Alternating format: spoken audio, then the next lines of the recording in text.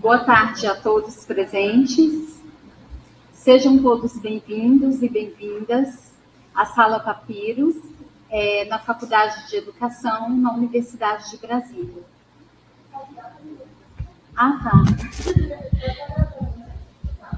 Tá. Irei me apresentar e fazer a minha autodescrição. O meu nome é Karine Soares Pereira, sou mestranda, faço parte da pós-graduação da Faculdade de Educação da Universidade de Brasília. Sou orientanda da professora Sinara Zardo e mediadora deste evento na tarde de hoje. Eu sou uma mulher de cor parda, estatura baixa, 1,60 m, olhos castanhos, cabelos castanhos, naturalmente ondulados, hoje escovado, mas são naturalmente ondulados. Estou posicionada à frente da sala, próxima à mesa destinada aos convidados. Farei a autodescrição do espaço. Estamos em uma sala ampla, de formato retangular, com janelas grandes de vidro nas laterais, que permitem boa iluminação natural. A sala é composta por cadeiras estofadas, organizadas em fileiras e voltadas para um tablado frontal, onde há uma mesa e cadeiras destinadas aos palestrantes. O espaço conta com equipamentos de projeção e sonorização.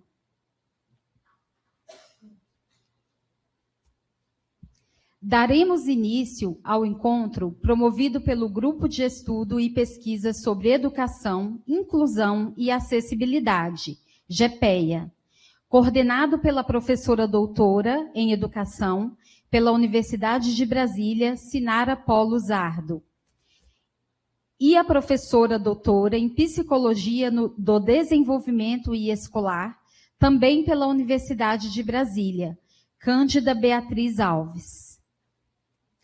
Esta ação integra o projeto de extensão Formação de Professores na Perspectiva da Educação Inclusiva, Ciclos de Aprendizagem e Troca de Saberes em Educação Especial. O tema da nossa mesa é Modelos de Deficiência e Avaliação Biopsicossocial, Perspectiva para o Campo da Educação. Trata-se de uma temática de grande relevância na contemporaneidade, especialmente diante dos desafios relacionados à inclusão e à garantia de direitos. Este encontro tem como objetivo refletir sobre como as mudanças nos modelos de compreensão da deficiência impactam as práticas pedagógicas e as políticas educacionais, tanto na educação básica quanto no ensino superior. Para o acolhimento inicial do nosso evento, convido as professoras doutoras Sinara Polo Zardo e Cândida Beatriz Alves para a composição da mesa.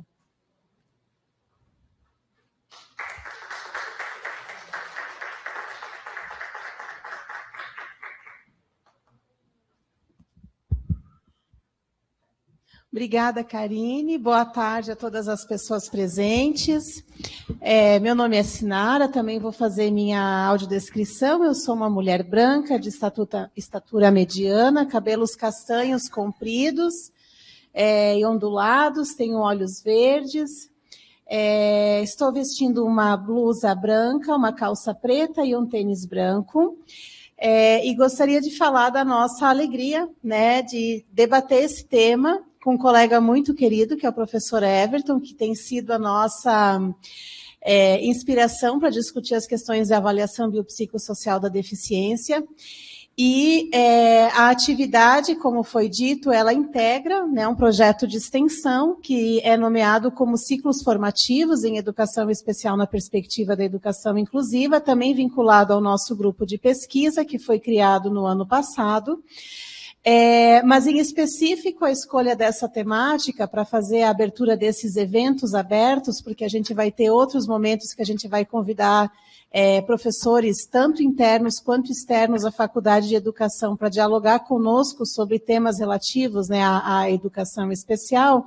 A motivação desse encontro em específico é o fato de que o decreto, né, que regulamenta, então, que atualiza a Política Nacional de Educação Especial Inclusiva e institui a Rede Nacional de Formação de Professores, ele apresenta a avaliação biopsicossocial, né, pela primeira vez, como um requisito a ser considerado para a elaboração do estudo de caso e do plano de atendimento educacional especializado. E como é uma temática, acho que mais difundida no campo da saúde, nos domínios da saúde, e pouco debatida no campo da educação, a partir dessa demanda que o decreto apresenta, a gente entendeu que era necessário trazer para o nosso grupo de pesquisa, né, essa temática para que a gente possa refletir, né, compreender o impacto dessa avaliação no âmbito da organização dos sistemas de ensino na perspectiva da educação inclusiva, como foi colocado pela Karine.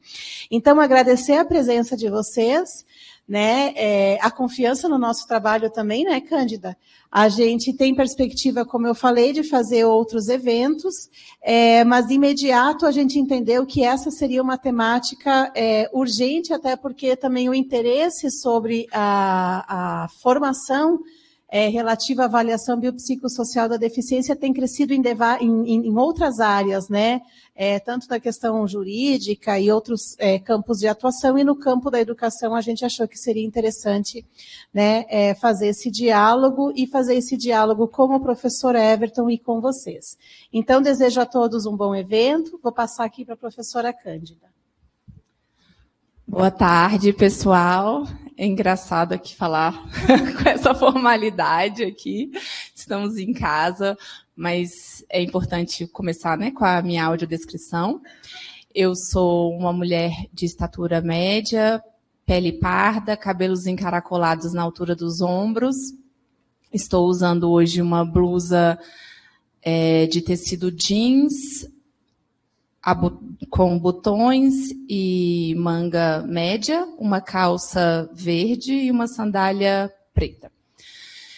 Vou falar aqui rapidamente para a gente passar logo a palavra para o nosso querido convidado ilustríssimo. Ele ainda vai ser apresentado, mas eu queria destacar aqui, né, a nossa alegria em receber um profissional, um pesquisador que é uma referência nacional e internacional na área de avaliação biopsicossocial da deficiência. Então, valorizem bastante esse momento, né? Aprendam muito, separem as perguntas de vocês, porque a gente tem muito a aprender no dia de hoje, e eu vejo como um pontapé inicial aqui, enquanto grupo, né, dessa discussão aqui, que eu acho que a gente tem que avançar, porque, enfim, já é uma discussão que a gente tem se ocupado, que a gente tem visto a relevância dela e que é totalmente pertinente ao objetivo, né,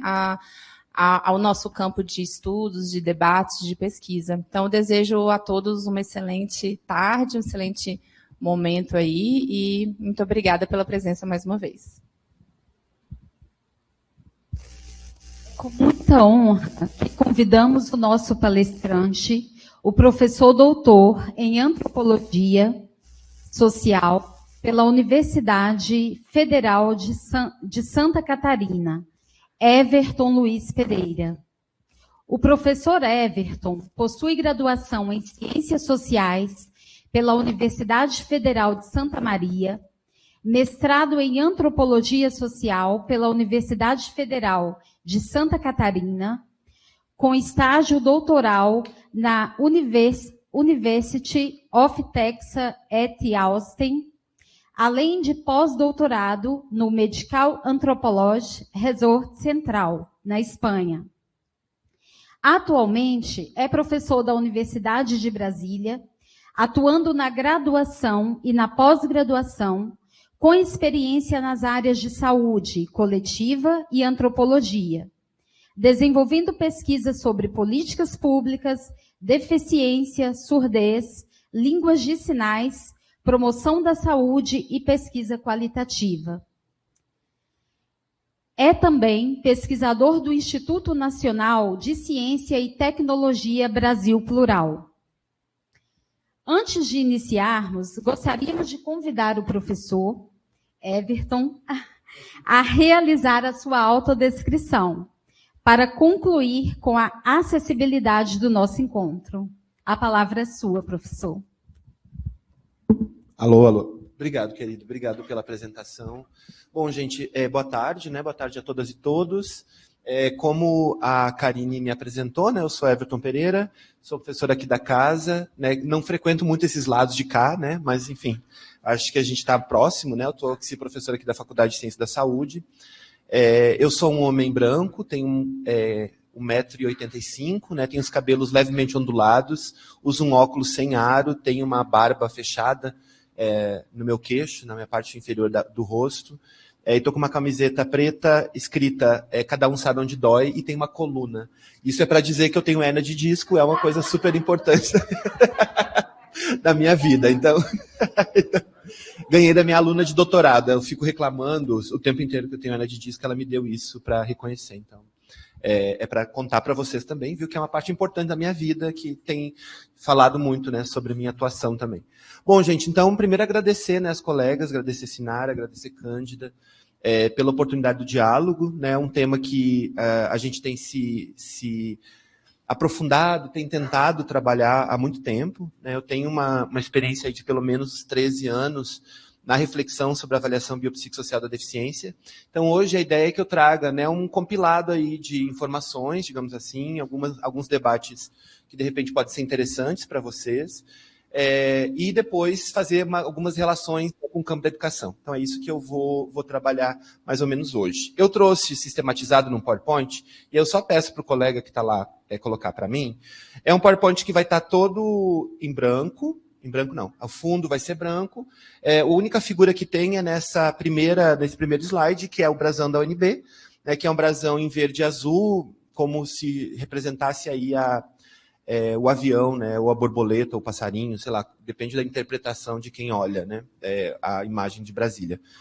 Mas que é o brasão da UNB, certo? Está escrito, então, a proposta do nosso... Da fala hoje, né, a provocação que me foi feita é que eu pense um pouco sobre os modelos de deficiência e avaliação biopsicossocial, perspectivas para o campo da educação. Então, como a colega disse, eu sou professor do Departamento de Saúde Coletiva e do Programa de Pós-Graduação em Saúde Coletiva, tanto acadêmico quanto profissional. Tenho orientado teses e dissertações de mestrado e tese de doutorado sobre a temática também lá no campo da saúde, da Faculdade de Ciência da Saúde, aqui pertinho de vocês, né? Mas é interessante, né, como a gente não circula na universidade, assim, é o meu caso, eu não necessariamente conheço, né, as bibocas, e eu dou aula aqui há 13 anos, né, e eu não conheço. Eu fui conhecer o terceiro andar da FS há pouco tempo, ano passado. Mas, enfim, estou aqui agora com vocês, certo?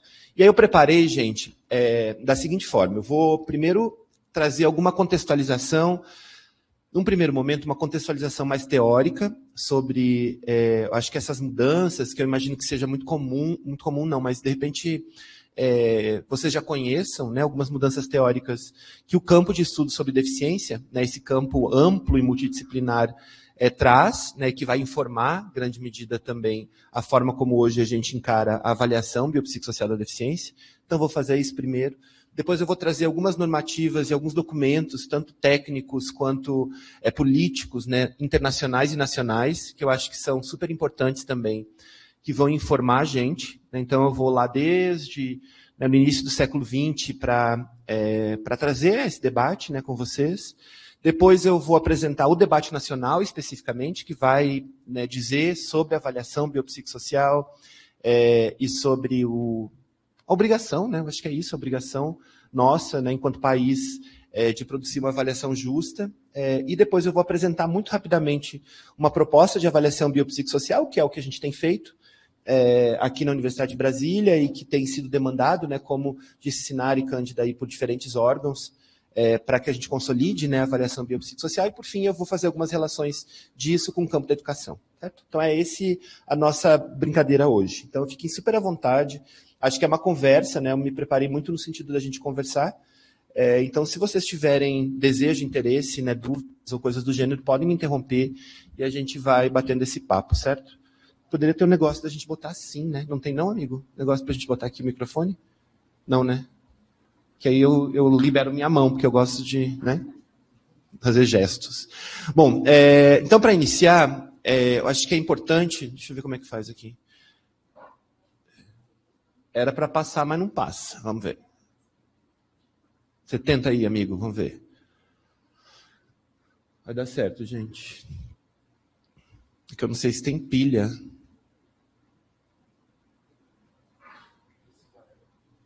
Onde é que eu tenho que apontar para você, né? Não está funcionando, não. Você pode passar aí também, não dá nada, não. Certo. Bom, então, como eu disse, né, a gente inicia aí pensando esses modelos de deficiência. Né, eu não sei até que ponto, né, e até onde que vocês estão acompanhando esse debate, ou estão por dentro do debate, mas a gente pontua aí principalmente as transformações, né, que aconteceram na década de 70, né, principalmente nos países do norte global, e que trazem aí algumas reflexões sobre, né, quais seriam as definições de deficiência, ou quais seriam as grandes ênfases, né, que a gente deveria dar quando a gente pensa sobre deficiência e pessoas com deficiência. Eu estou pensando principalmente essa mudança, né, que alguns teóricos, principalmente do Reino Unido, né, que trazem aí como modelo social da deficiência. É evidente que isso causa uma grande transformação dentro dessa perspectiva da academia, né, pensando principalmente que são teóricos que vão colocar em questionamento a própria existência da deficiência. Né? Eu acho que tem alguns, eu fico relendo, né, teóricos como Paul Aberley, que é lá da década de 70, né, ele coloca em questionamento a própria existência. Né? Ele diz, olha, a deficiência é uma grande invenção do capitalismo. Né? Eu acho incrível quando ele vai dizer isso para a gente. Né? A deficiência é um produto de relações de trabalho que colocam um corpo improdutivo como um corpo execrável, né, indesejado. Então, e aí, quando ele começa a falar isso, né, pensa, ele está dizendo, olha, a deficiência só existe porque existe capitalismo. Eu acho isso uma coisa muito, muito forte, né, para a gente pensar.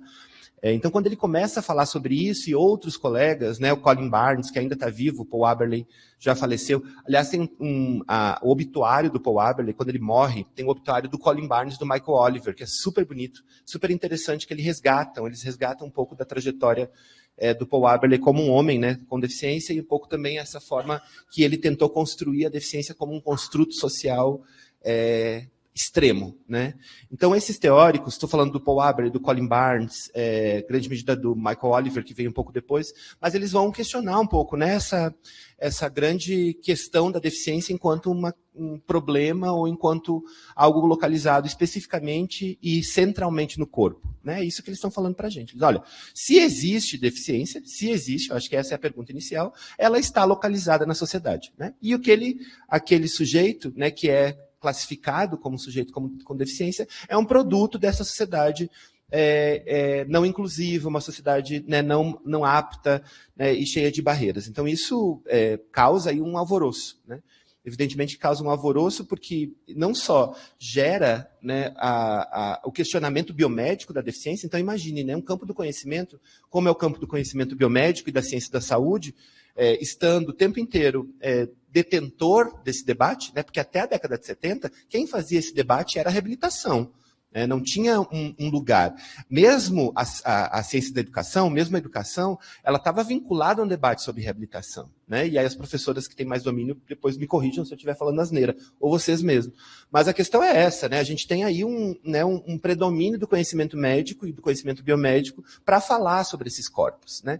E aí são corpos que precisam ser corrigidos, são corpos que precisam inclusive de uma educação especial, precisam, né, de todo um cenário, né, serviços de reabilitação, todo um cenário aí para transformar um corpo que é diferente não, mas que é um corpo que é deficiente, num corpo que não seja, né, um corpo que tem aí todas tudo isso que a normalidade exige. Né? Então, acho que esse é um questionamento importante que eles fazem, e é evidente que esse questionamento parte das ciências humanas. Né? Todos eles, tanto o Paul Aberle quanto o Colin Barnes, estou citando só esses dois homens, são sociólogos. Né? Claro que sociólogos ricos, britânicos, né? Isso também precisa ser dito, mas são sociólogos que vão, e brancos, né? Que vão nos ajudar, sem dúvida alguma, a pensar sobre isso. Deixa eu contar uma história. Desculpa, gente, eu fiquei lembrando, falando deles, e lembrei de uma coisa. Eu estava preparando meu pós-doutorado em 2018, e eu queria ir para a Inglaterra, e eu escrevi para o Colin Barnes, eu falei, vou tentar, vai que ele... E ele está dando aula ainda, ele está vivo, né? Falei, vou tentar, vai que ele me receba. Ele nunca me respondeu. Era essa a história. Era essa a história. Mas depois eu conheci o Tom Shakespeare, deu certo, mas o Colin Barnes nunca me respondeu. Ele me ignorou completamente. Mandei vários e-mails, ele não respondeu. Ou seja, ele é uma meio estrelinha, pelo que eu entendi. Ou não quer pessoas do Sul, né? Ou está cansado também. Então, eu acho que tem várias possibilidades. E eu falando bem dele, né? Não deveria. Né? Não vou mandar esse vídeo para ele. Olha, professor, eu falo super bem do senhor e o senhor não quer nem me ver. Mas, enfim. Ele tem... E ele é um cara que eu admiro muito, assim, principalmente os textos dele, né? Ele tem um texto que chama The Bad Joke, a Bad Joke, algo do gênero, que é um texto que ele questiona, né, esses processos de reabilitação. Ele diz, olha, a reabilitação, e ele fala da CIF também, eu vou falar bem da CIF daqui a pouco, mas ele fala mal da CIF, ele diz assim, a própria CIF é uma piada super de mau gosto, né, porque ele diz, um princípio aí para reabilitar um corpo, que é um corpo considerado... não normal, né? Então, enfim, mas eu estou falando deles porque eles são super importantes. E eles vão transformar, né? Com isso, a partir das ciências humanas, transformar, inclusive, o processo de reabilitação. Né? Hoje, a ciência da saúde discute, por exemplo, uma reabilitação em comunidade, uma reabilitação coletiva, ou seja, tem toda uma outra noia que também esses caras ajudaram, né, a refazer isso lá dentro da ciência da saúde. E não só, né? Eu acho que eles colocam esse debate... tiram a centralidade da ciência da saúde e colocam para outros campos. Então, olha, é uma discussão nossa. E aí os estudos sobre deficiência, né, propõem, eu acho que a partir dessa perspectiva, eles propõem que a gente olhe, né, quando a gente define deficiência e quando a gente define pessoa com deficiência, que a gente olhe para o meio que elas estão inseridas. Né? A deficiência, a pessoa com deficiência, ela é produto desse meio. Né? Ela é produto das barreiras que são... das barreiras que causam, né, essa restrição de participação. Que depois a gente vai instrumentalizar isso, evidentemente, mais especificamente na Convenção sobre os Direitos da Pessoa com Deficiência e na LBI. Eu chego lá também. Né? Mas esse era o primeiro ponto que eu coloquei aqui no slide, né, que é o questionamento questionamentos teóricos sobre o que é deficiência. Estou pontuando, né, o início aí com esses colegas britânicos. Eu acho que outro ponto que é essencial para a gente pensar a avaliação biopsicossocial da deficiência, né, e a transformação desses modelos... Querido, obrigado, viu?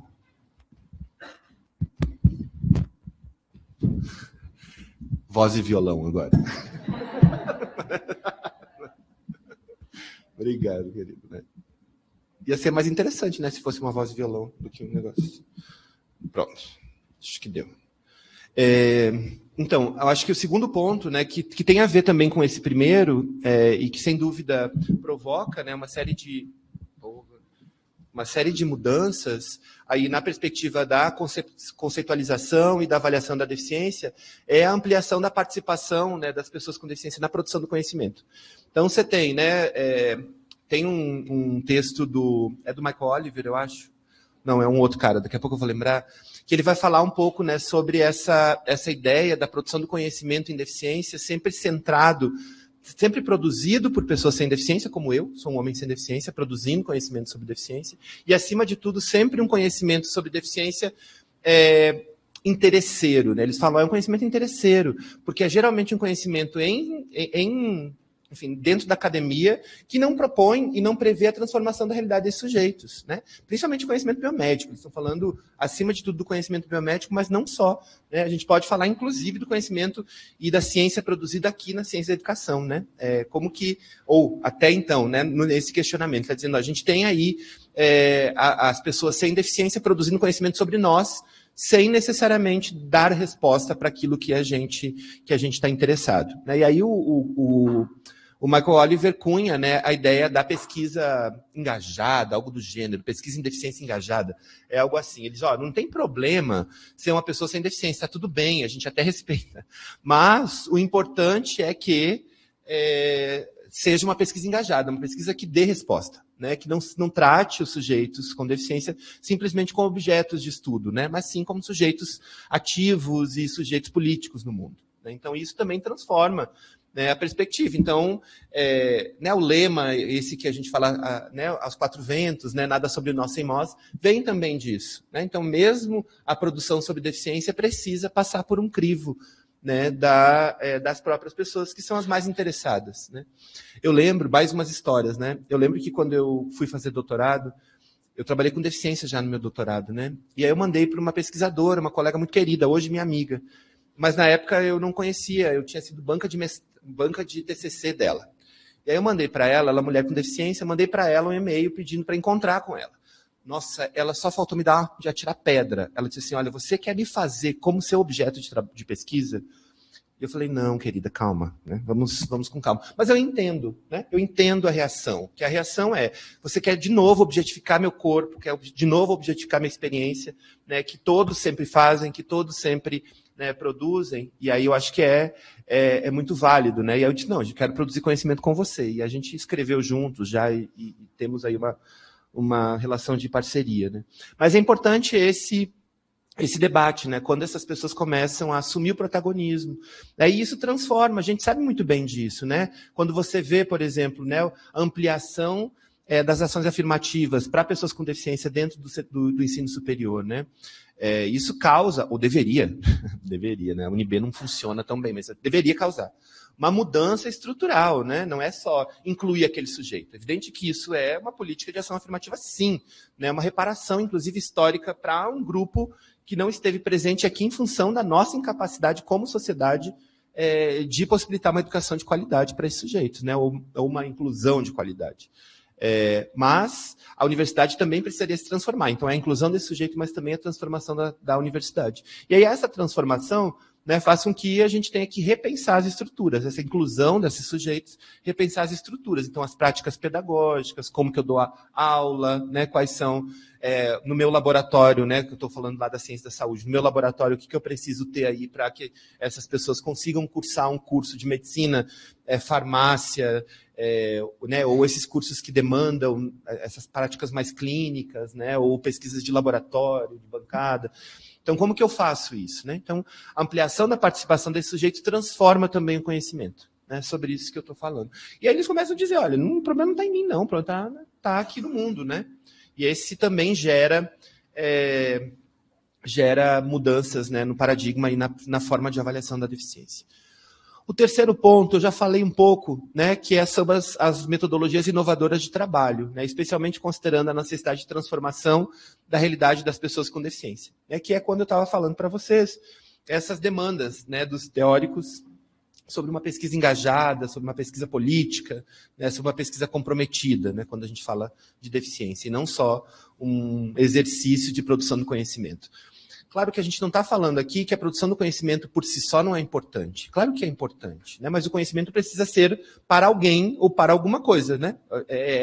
Pelo menos essa é a ciência que eu acredito. Né? Não é uma ciência que produz conhecimento sobre uma coisa que, enfim, né, que não tenha sentido para as pessoas, ou que não tenha sentido para a transformação da realidade das pessoas.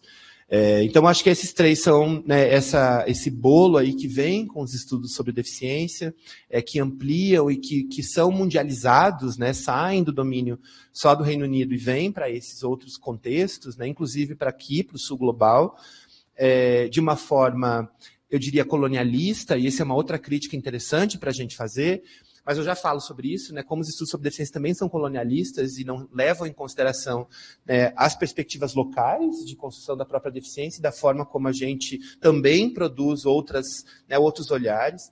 Mas, enfim, eu acho que além dessas pesquisas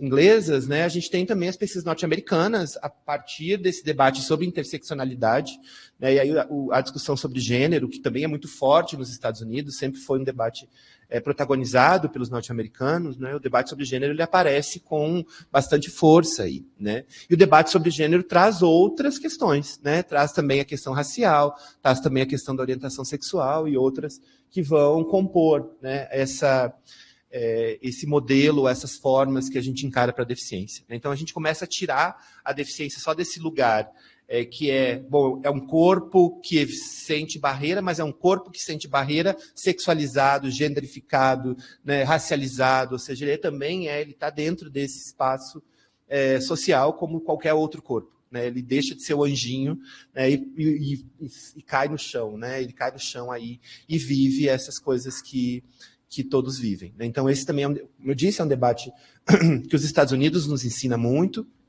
é um debate muito forte, e é um debate também que a gente comprou aqui no Brasil, comprou na América Latina, sem muita crítica, né? Eu acho que também tem pontos que são importantes da gente criticar. Né? Tem uma teórica, ela é colombiana ou ela é mexicana, não lembro, que chama Carolina Ferrante. Ela é uma socióloga e ela tende e tenta fazer uma crítica a essas perspectivas eurocêntricas ou essas perspectivas do norte global sobre deficiência. Ela diz, olha, essas perspectivas falam dos contextos que são contextos que a gente não vive aqui na América Latina. Não vive. Né? A gente não tem dificuldade de pegar metrô porque não tem metrô. Então, o buraco é mais embaixo, né? Tem outros problemas. Então, quais são os problemas que nos afligem? Quais são os problemas que a gente, né, enquanto teóricos da deficiência, tem que colocar, né, em questionamento? Então, o que ela tem a dizer e o que a gente tem dito, né, tem pensado aí, é como produzir uma teoria sobre deficiência do Sul para o Sul, né, e para nós, né, muito mais do que importar esses modelos. Dizer que eles são coloniais, né, colonialistas, não significa dizer que eles não foram importantes, sem dúvida alguma. Tanto é que eu estou falando do Colin Barnes e eu ainda vou conhecê-lo. Se ele não falecer, deve estar velhinho. Tomara que ele não faleça. Eu espero, eu vou para lá daqui uns 2 anos, eu espero que ele esteja na ativa. Vou mandar uma mensagem para ele de novo. Será que ele responde? É porque com Shakespeare eu já tomei gin também. Esse eu já tomei gin. E ele tem problema de coluna também, que nem a gente, Sinara. Então já está. Total. Então, eu estou dizendo que eles são importantes, eles foram importantes e, sem dúvida, produzem um conhecimento super relevante. Agora, a gente precisa olhar como um ponto crítico, né? Um tom crítico aí sobre isso. E eu estou falando principalmente porque esses teóricos, inclusive o professor Tom Shakespeare, ele participou do comitê dentro da Organização Mundial de Saúde para a elaboração da CIF e, posteriormente, para a elaboração do Model Disability Survey, que é esse MDS, né, que o pessoal costuma dizer, que é também uma forma de avaliação da deficiência.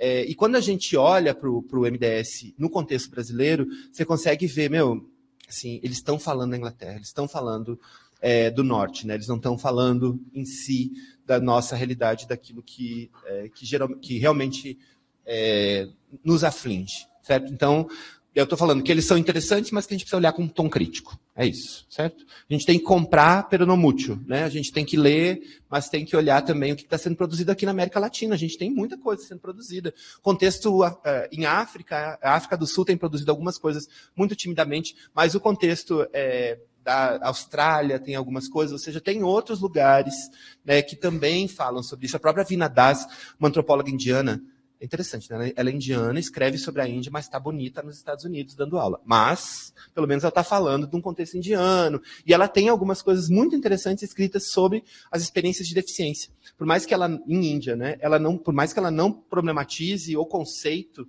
de deficiência propriamente dito, ela está falando de um contexto que é muito mais parecido que o nosso. Né? É muito mais fácil a gente se identificar com a Índia do que com a Inglaterra, gente, né? Tá entre nós. Então, acho que essa é a forma que, de repente, a gente pode olhar para esses estudos de um tom um pouco mais crítico. Mas, sem dúvida, eles são os fundadores aí do modelo de avaliação da deficiência. Você passa para mim, por favor? Bom, sabe que eu... Bom, depois eu falo isso. Eu fico falando coisa, né? Acho que outro ponto, esse segundo slide, ele segue um pouco nessa lógica, né, de trazer os fundadores da avaliação biopsicossocial da deficiência, ou do modelo biopsicossocial de avaliação da deficiência, que são as mudanças nacionais e internacionais que permitem que hoje a gente fale sobre isso. Sem dúvida, né, eu já citei isso, o bad joke aí do Colin Barnes, que é a classificação internacional de funcionalidade e incapacidade de saúde, que é a CIF, né? A CIF ela surge aí no ano de 2001, né, como um contraponto da CIDID, né, que é a classificação internacional de handicap, não sei o que, não lembro. Mas, enfim, é uma classificação que vem antes da própria CIF, né, mas que vem como uma proposta da Organização Mundial de Saúde de ampliar o rol de classificações em saúde. Parece redundante, mas é isso mesmo. Porque a gente tinha a CID, e aí o que é a OMS a partir dessas transformações também que a gente considera no campo da saúde, porque pensam, quando a CID é da década de 80, tá? 80, 90, por aí, final de 80, se não me engano. Na década de 80, 70, 80, a gente tem transformações super importantes no campo da saúde. A Declaração de Alma-Ata, por exemplo, que é uma declaração que propõe algumas questões sobre promoção da saúde. Então, falar sobre saúde não é só falar sobre doença, sobre corpo, é também falar sobre bem-estar, é também falar sobre o meio ambiente, é também falar sobre o lugar que esse sujeito está inserido. Ou seja, você tem coisas que vão, a interprofissionalidade entrando com força, então não são só profissionais que falam, os clínicos, né, mas você também reconhece aí a necessidade de articulação do setor saúde com outros, como assistência social, educação, trabalho, tarará, tarará. Então você tem coisas super relevantes que a própria Organização Mundial de Saúde começa a falar na década de 80. Claro que ela não é boazinha, né, gente? Você está aí num lugar e num momento que tem transformações no mundo inteiro, né? Transformações teóricas importantes. Foucault está escrevendo nisso, né? Não estou dizendo que Foucault seja o grande transformador, mas ele é um cara que provoca uma mudança, né? Dá uma estremecida aí também na ciência mundial, né? Mas a gente está aí com transformações que vêm dos movimentos sociais, que vêm da própria academia, e a Organização Mundial de Saúde, o setor saúde, está antenado nisso. Eles não estão, né? Não está aí fora, né, do universo, sem pensar também essas outras contribuições das outras ciências, né, para produzir saúde. Então, a OMS começa com transformações e ela começa a criar o que elas chamam de famílias de classificação. Então, você tem a CID, que é a Classificação Internacional de Doença, né? Que é o famoso laudo, né? Que é isso que a gente conhece, que é onde eu coloco lá, o fulaninho é C, né? Não lembro os códigos, tá? Nunca me parei para olhar para isso, mas tem os códigos, e aí o código representa, né, alguma nomeação, uma etiologia lá dentro da Classificação Internacional de Doença. A própria Organização Mundial de Saúde reconhece, isso é importante.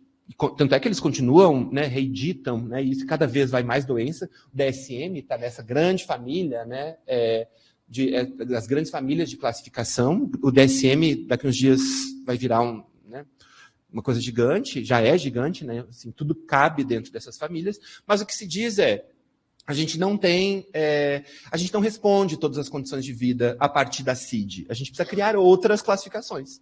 E aí se cria a CID primeiro, depois de várias críticas, se cria a CIF como uma resposta, né? Então a gente precisa olhar aí.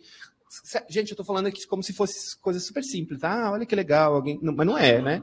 Acho que isso é um movimento político, esse é um movimento científico, técnico, né, de pesquisadores aí que se debruçam sobre isso, que pensam, né, e que vão propor e que ganha força internacional a partir da Organização Mundial de Saúde, certo? Também não estou falando que a Organização Mundial de Saúde seja, né, a cereja do bolo, a coisa mais legal do mundo, né? A gente sabe que essas organizações internacionais estão a serviço de alguma coisa também, né? E pode ter certeza que não é a serviço da gente, né?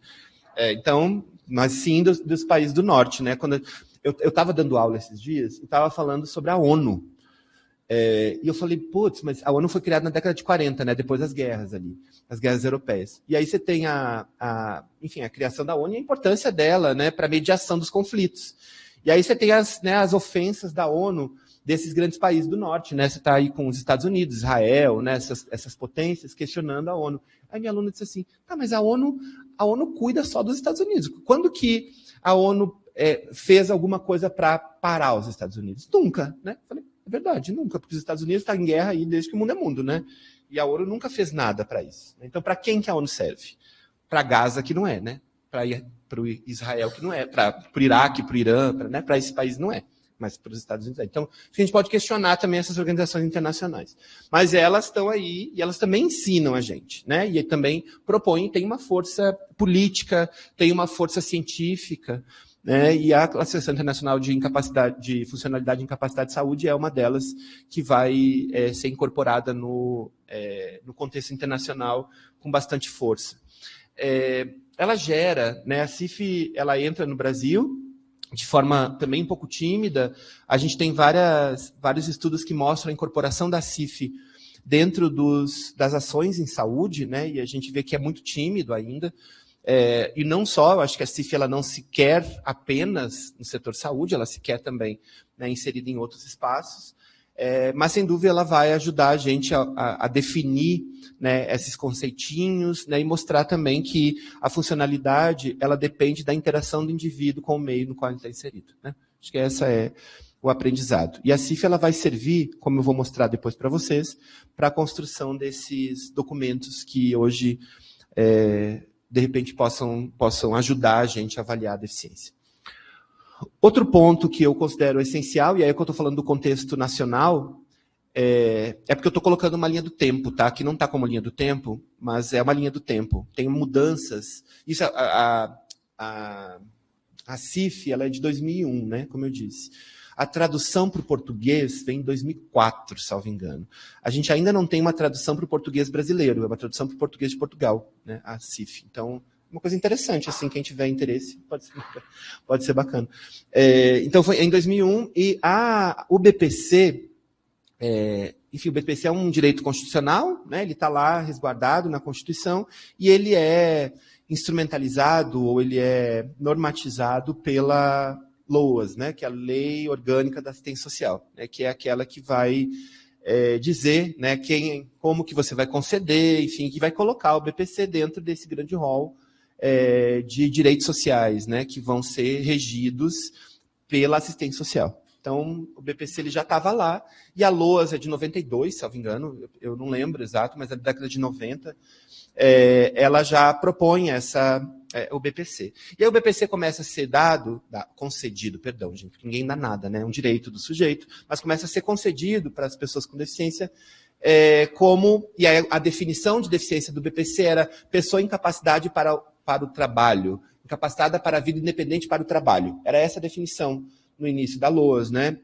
E aí isso, claro que gera, né? Quem que é para a pessoa com deficiência? Aquele que não trabalha. Olha que coisa doida. A gente volta lá aos precursores, né? De dizer que a deficiência... E claro que também tem um pezinho do serviço social aí, mas, né, que a deficiência está muito vinculada à incapacidade do sujeito de ter renda, né? De trabalhar, de ser produtivo.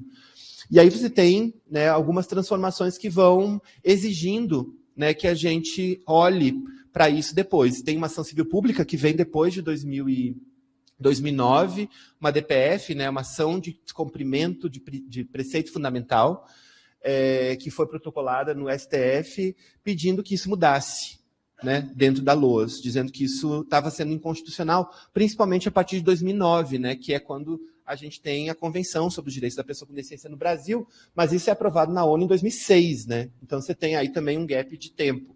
Mas entre 2001, com a aprovação do BPC, da coisa na ONU, da Convenção na ONU em 2006, você tem o Brasil tentando se alinhar às diretrizes internacionais, certo?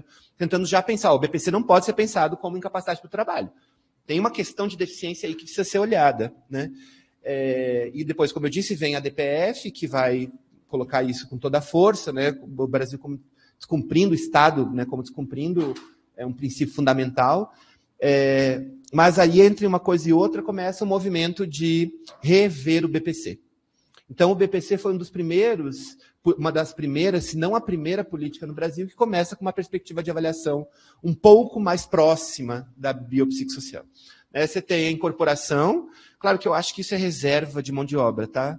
Mas você tem a incorporação dos assistentes sociais do INSS, né, como uma categoria que também entra como apta para fazer a avaliação da deficiência, e, claro, os médicos peritos como aqueles que sempre fizeram, mas que eles vão compor aí com essa outra categoria profissional.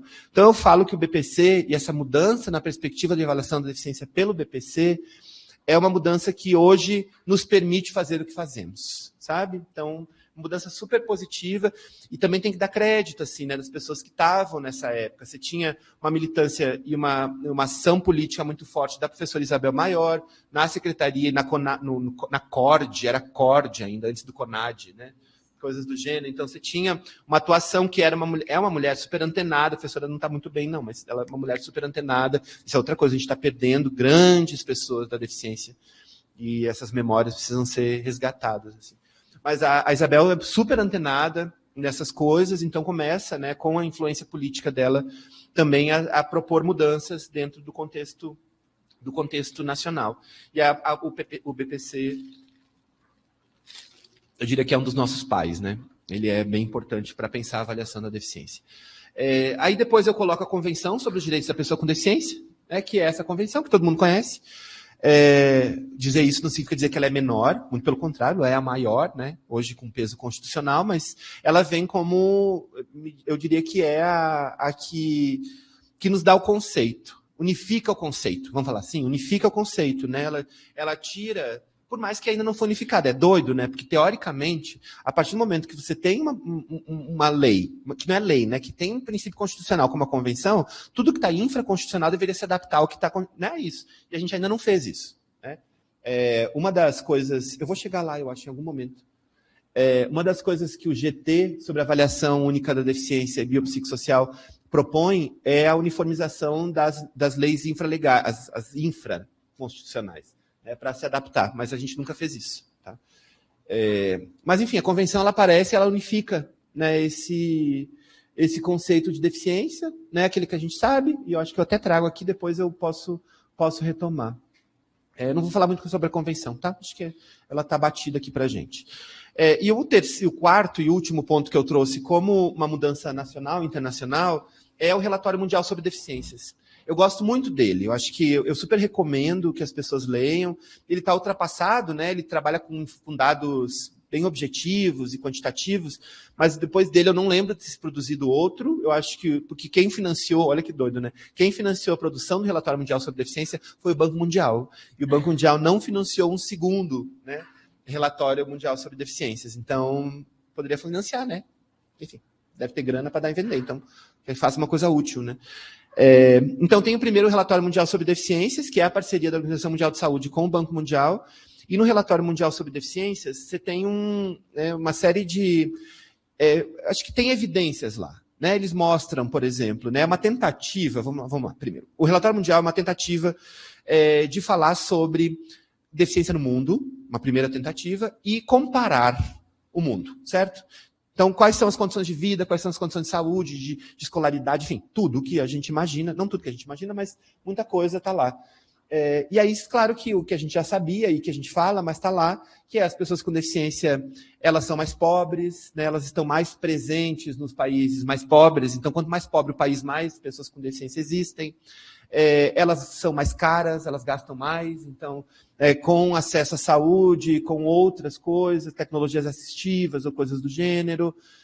Tem um relatório agora produzido pela London School que chama Missing Billions, que é um pouco sobre isso também, né? Mas são acadêmicos que vão falando, né? Um pouco sobre o custo, gasto, né, da deficiência, que é super interessante, assim, né, de pensar também para pensar políticas públicas de equidade, né, de reparação, inclusive de reparação.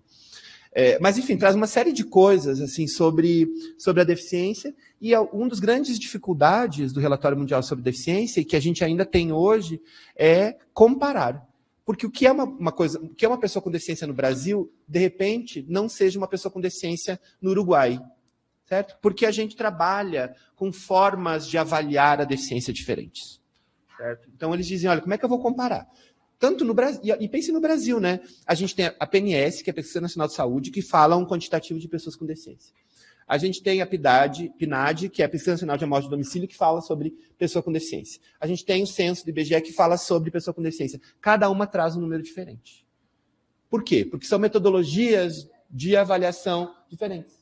Ou seja, quantas são? Quem são as pessoas com deficiência no país? A gente não sabe. A gente fala aí com esses dados que são aleatórios, certo? Mas são métodos diferentes de avaliação. E o que o Relatório Mundial sobre Deficiência fala, em nível internacional, é que a deficiência deve ser avaliada pela CIF, que a CIF deve ser o horizonte de avaliação. Tem um capítulo inteiro que eles vão falar da importância da CIF para a produção de dados, principalmente dados epidemiológicos, né, mas não só dados empíricos sobre pessoas com deficiência, inclusive como uma base comparativa, né, que seria super importante, inclusive para pensar políticas internacionais, né, políticas globais para esse público. E aí teve as iniciativas, como eu falei, o Model Disability Survey, que vai sendo produzido, enfim, tem umas coisas que a própria MS depois vai tentar estabelecer, mas que algumas vezes ganha força, algumas vezes não, certo? Mas eu acho que o que é importante é essa coisa da CIF, né? Como a CIF ela aparece aí no relatório, por isso que eu gosto dele, tá? Então, super recomendo. Ele foi traduzido, eu acho, não sei se eu acho que ele não veio em português, mas enfim, quem publicou foi a Secretaria da Pessoa com Deficiência de São Paulo, salvo engano, na época da gestão da Mara Gabrilli, quando ela era a secretária, né, hoje senadora lá pelo Estado de São Paulo. Bom, você pode passar para mim? Então, essas é o que eu estou trazendo como mudanças internacionais. Então, você pega aí, né, o Relatório Mundial sobre Deficiência de 2011, a Convenção no Brasil 2009, você tem a CIF 2001, e você tem, em 2011, é publicado, na verdade, esse estudo da professora Denise Franzói e Ana Cristina Xerez, que são duas professoras da Universidade Federal do Rio de Janeiro. Elas publicam, em 2011, um estudo sobre o IFBR, que é o Índice de Funcionalidade Brasileiro. O IFBR foi criado por esse grupo de pesquisadoras, junto com o Instituto de Estudos do Trabalho e Sociedade, também no Rio de Janeiro, por encomenda da Secretaria Nacional dos Direitos da Pessoa com Deficiência, na época, sob a gestão da professora Isabel Maior. Então, Isabel, já antenada nessas coisas, né? Mais uma vez dando crédito para ela, inclusive, já antenada, ela financia um estudo nacional. Ela diz, olha, a gente vai pegar dinheiro público e vai contratar uma universidade para fazer um instrumento que seja um instrumento brasileiro, para mensurar a funcionalidade, para avaliar a deficiência de uma forma mais precisa. Então, se cria um grupo de trabalho em 2007 para começar a pensar esse instrumento, certo? Esse instrumento ele é criado com base na CIF, né, como eu disse, que é enfim, um pouco das orientações da Organização Mundial de Saúde, e ele também tem a medida de independência funcional. A MIF, que é como a gente chama carinhosamente, a MIF ela é mais antiga que a CIF, certo? E ela é muito comum aí nas práticas em terapia ocupacional, principalmente. E também é validada por um grupo muito próximo dessas professoras aí. É o grupo do Marcelo Riberto, que é um médico, ele é fisiatra, não lembro, mas enfim, é um grupo muito próximo dessas pessoas que começam a pensar a funcionalidade a partir da deficiência. Então, a gente tem a criação, né, desse instrumento a partir da CIF e da MIF, e a proposta do governo federal, na época, já era utilizar o IFBR para as políticas públicas, né? Então, tem uma ampla discussão, né, eu não participei disso, eu estou falando isso porque eu li, né, e conheci as professoras. Mas então tem uma ampla discussão, elas contam o método de criação do IFBR, né, envolvendo a sociedade civil, grupos focais, né, para ver o que era importante ali para constar como questões que são... Nossa, que chique, tem 2 portas, né? É fino, né? Mas está fechada, pelo jeito. Vai envolver uma série de pessoas, né, para discutir, e dos movimentos organizados de pessoas com deficiência e coisas do gênero, e também o Estado brasileiro para elaborar esse índice de funcionalidade brasileiro, que é entregue, então, para a Secretaria Nacional, em 2009, 2010, e é publicado pelas professoras na revista Acta Physiatric, em 2011, certo? Então, eu diria que é uma das iniciativas, né? Porque eu acho que também é essa crítica, né? O que dentro da CIF, né, que é gigante, o que dentro da CIF interessa para o contexto brasileiro, né? Enfim, porque a CIF sequer é uma coisa transcultural. Eu acho isso muito doido, né? A saúde tem uma pretensão, né? Nossa, nós somos transculturais, ahistóricos, né? Como se consegue falar sobre tudo e todos os tempos, né? Mas, enfim, ela tem uma proposta transcultural, né? Ela tem uma proposta que transcende as culturas, que eu acho que é meio balela, né? Mas, enfim, a ideia era que a gente retirasse aí da CIF coisas que são importantes para a avaliação da deficiência no contexto nacional. E aí se cria esse instrumento que é conhecido como IFBR. Você passa para mim, amigo? Em 2013, que aí quando eu entro na parada, tá? Em 2013, a gente tem a promulgação da Lei Complementar 142, certo? Congresso Nacional, existe um dispositivo na Constituição que garante aposentadoria, redução do tempo de contribuição para pessoas consideradas com deficiência. Já existia na Constituição. Agora, o Congresso Nacional nunca tinha regulamentado isso. Como que eu faço? Né? Tá lá, mas nunca tinha garantido esse direito. Em 2013, depois de um debate, sei lá de quanto tempo, não acompanhei os debates, né, na Assembleia Nacional, mas o Congresso Nacional ele regulamenta a Lei Complementar 142, né, que vai discorrer sobre a redução do tempo de contribuição da aposentadoria para a pessoa considerada com deficiência em 2, 4 ou 6 anos, a depender da gravidade da deficiência. É interessante porque aqui tem várias camadas para interpretar essa lei, sabe? Eu passei, não sei se você compartilhou com eles o texto, mas um dos textos a gente fala um pouco sobre essa lei, né?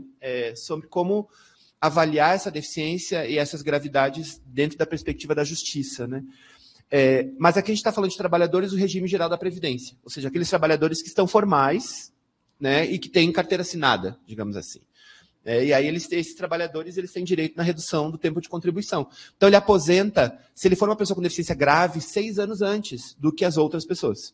Se for leve, 4, e se for moderado, 4, e se for leve, 2 anos. E a pergunta, depois que o Congresso Nacional fez isso, como é que a gente avalia deficiência e gravidade? Como? Né? Isso em 2013. E aí surge a proposta, né, que já existia esse instrumento e esse índice para avaliar a deficiência criado, né, dentro do Executivo, para tentar pensar, então, essa avaliação da deficiência do ponto de vista biopsicossocial e para, principalmente, objetivar e mensurar essa avaliação. Você passa aí para mim? E aí a gente entra como Universidade de Brasília, que é essa ideia de ver se esse índice, que é o Índice de Funcionalidade Brasileiro, ele pode ser utilizado para aposentadoria. Mas olha que maluco, né? Então o Congresso Nacional ele diz assim, em 2013, ele diz, a gente vai ter que fazer isso, e o Executivo tem 2 anos para colocar isso na rua.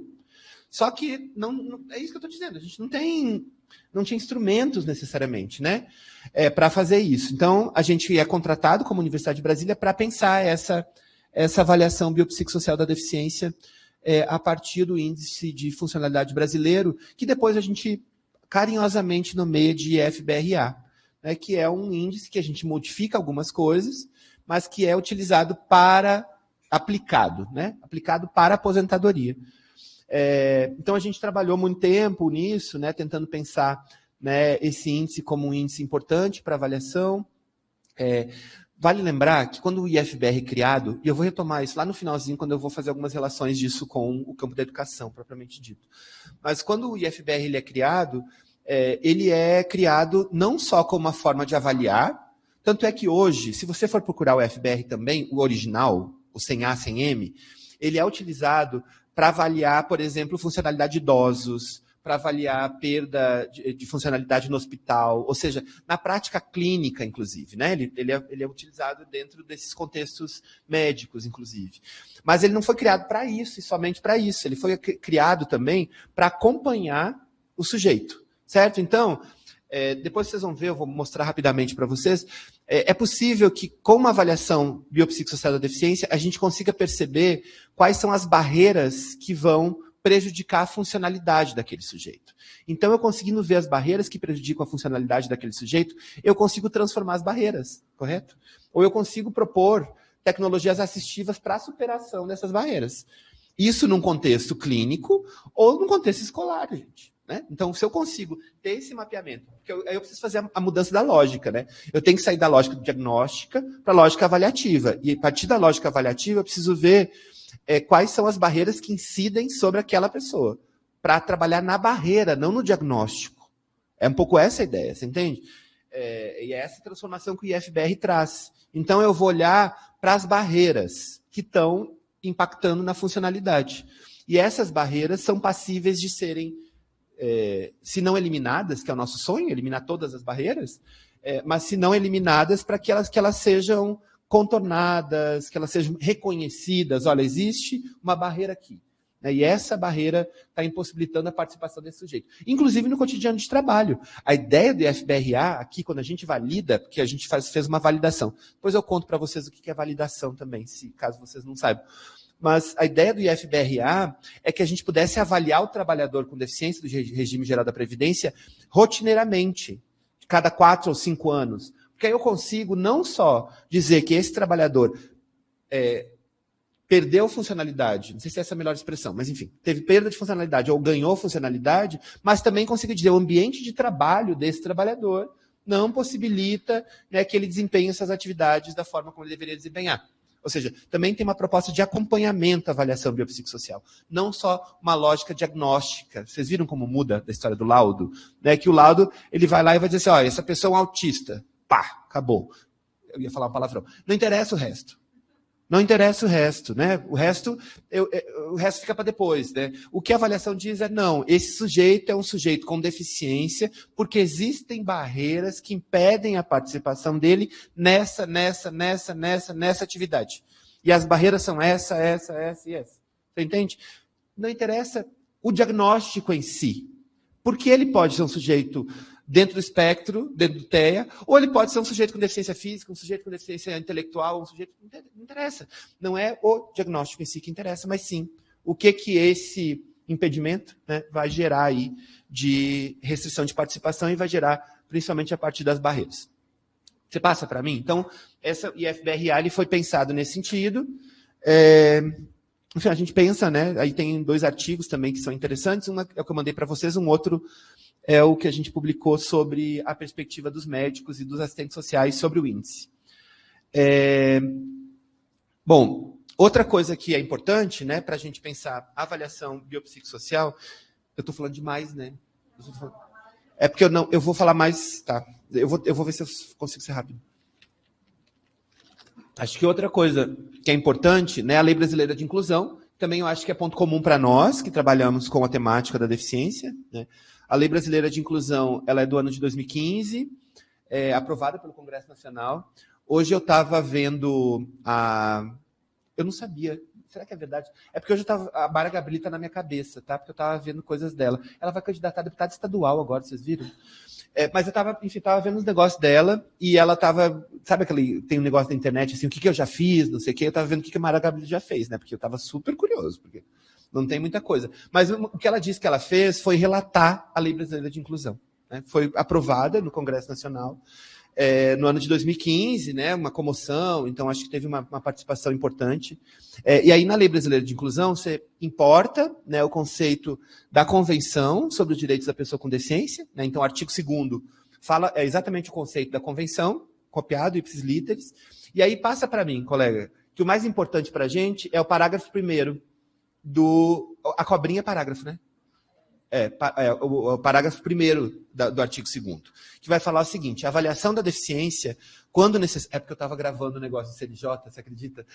E aí como é que é a cobrinha? Aí quando eles pararam, fui olhar o que era a cobrinha, se era parágrafo ou inciso, né? Mas o parágrafo 1º fala que a avaliação da deficiência, quando necessária, será biopsicossocial, realizada por equipe multiprofissional e interdisciplinar, e considerará. Aqui está tudo pronto, né? Os impedimentos nas funções, nas estruturas do corpo. Isso aqui é a CIF, gente, tá? Grande medida, com outras palavras, é isso que está aqui. Os fatores socioambientais, psicológicos e pessoais, a limitação no desempenho de atividades e a restrição de participação. Ou seja, o artigo 2º, né, principalmente no seu parágrafo 1º, ele já diz que a gente não pode mais avaliar a deficiência do ponto de vista biomédico, né, com um laudo. O laudo não faz mais sentido aqui. Não faz mais sentido. O laudo não traz nada para a gente, né? A gente precisa olhar os impedimentos nas funções e estruturas do corpo, mas também essas outras coisas, que são os fatores socioambientais, psicológicos, blá, blá, blá, tá tudo aí. E diz também que o Poder Executivo vai criar instrumento para avaliação da deficiência, certo? Que era um pouco dessa ideia, né, de tentar fazer uma avaliação que fosse justa e que separasse. Quando a gente fala de avaliação também, gente, a gente está falando separar o joio do trigo. Você entende? É separar quem é uma pessoa com deficiência de quem não é uma pessoa com deficiência. Claro que aqui eu não estou falando do sentido identitário, você entende? Eu posso me reconhecer, né, e trabalhar identitariamente como uma pessoa com deficiência. Agora, para fins de política pública, precisa, e de acesso à política pública, precisa ter uma forma que seja padronizada, divulgada e reconhecida cientificamente para fazer avaliação. Vocês me entendem? Porque imagina se fosse uma autodeclaração. Eu dizia assim, eu sou uma pessoa com deficiência e agora eu vou querer cota para entrar na universidade pública. Né? Isso não pode, porque aí a gente está violando o princípio da equidade que a cota propõe. Certo? Não é isso? Então, como que eu digo quem são as pessoas com deficiência que são sujeitos de direito para uma política pública? E a ideia é que as pessoas são aquelas que têm impedimento na estrutura do corpo, as que têm, né, que têm questões socioambientais, limitações no desempenho e que têm restrições de participação. Certo? Então, era um pouco essa a ideia. E quem que vai fazer isso? Não é mais só o médico.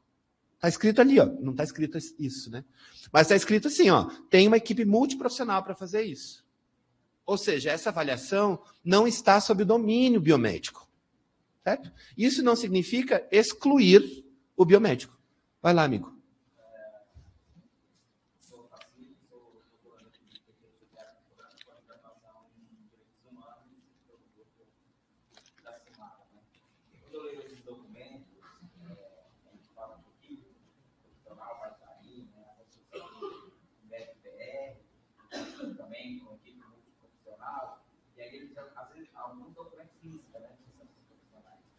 Mas aquele profissional que passa maior tempo, e aí eu estou falando de crianças e adolescentes, com essas crianças e adolescentes é o professor. Uhum. E ele deveria ser o primeiro a ser pensado, a estar nessas equipes e pensar esses instrumentos. Porque o médico, o psicólogo, o assistente social, ele vai passar ali que sabe, mas o profissional que vai passar 5 dias da semana, 4, 6 horas por dia, né? É o professor. E nem sequer ele é citado nesse documento. E eu fico pensando o quão esses documentos eles acabam ficando, aí para mencionar mesmo, né? Fica deficiente no sentido de que não é escutado aquele que assiste a pessoa com deficiência por mais tempo. Uhum. Não, eu concordo. Eu vou chegar depois na validação do IFBR, né?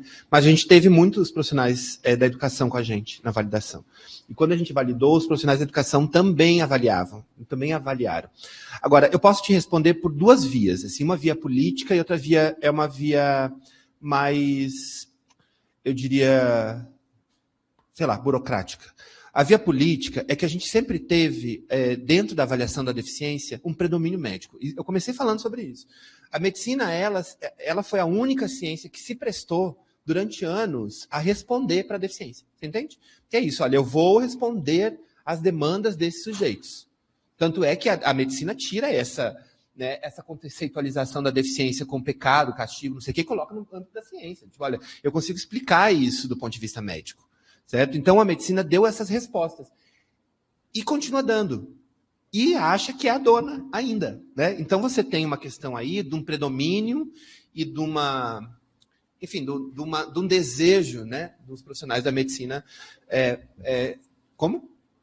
Poder, isso. Exato, um poder que não é tão simples assim, né, de descontextualizar. E aí eu estou falando... E aí essa é a minha perspectiva política. Não é tão simples...